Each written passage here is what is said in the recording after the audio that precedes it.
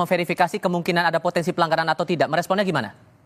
Ya jelas, tadi kami diterima oleh Mas Fitroh. Ini bukan orang baru. Beliau dulu juga penyidik, pernah jadi penuntut juga di sana. Dan beliau juga yang memegang kasus-kasus besar termasuk reklamasi Jakarta.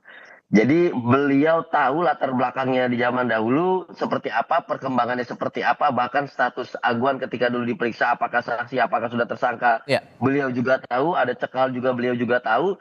Jadi beliau memonitor ketat dan tadi didampingi oleh Pak Ibnu dan di ujung acara diskusi kami, pengaduan kami diterima oleh Ya. Pak Setio yang baru saja rapat. Jadi mereka sudah memonitor itu secara detail.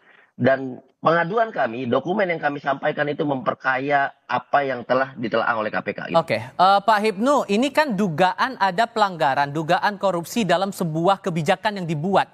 Terlebih Presiden punya kewenangan untuk mengeluarkan Perpres penetapan proyek strategis nasional. Mungkinkah terjadi suap untuk penetapan ataupun juga kebijakan ini?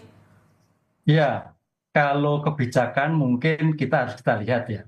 Tapi kalau kita lihat sebagai bentuk penertiban pembuatan sertifikat, dokumen itu dimungkinkan.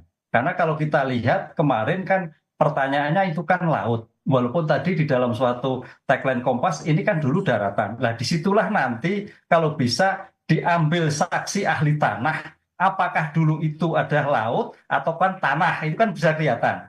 Oleh karena itu kalau itu memang laut menurut keputusan Mahkamah Konstitusi tidak bisa dilakukan sertifikat, ya itu suatu bagian dari ketentuan yang melanggar hukum. Dengan demikian, saya kira dokumen-dokumen yang dibuat oleh pejabat yang berwenang kemarin dibatalkan oleh Pak Menteri itu sebagai bukti awal.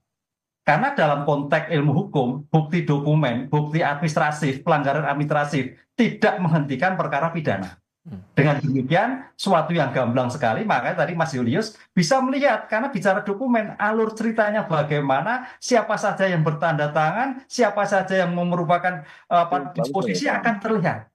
Demikian akan dilihat aktornya siapa, yang bertanggung jawab siapa, adakah faktor suap, adakah penyalahgunaan kewenangan yang dilakukan, ketentuan yang melanggar. Ini suatu yang gamblang.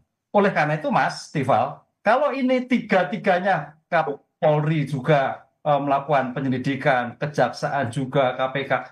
Paling Mas Julius perlu adanya joint investigasi.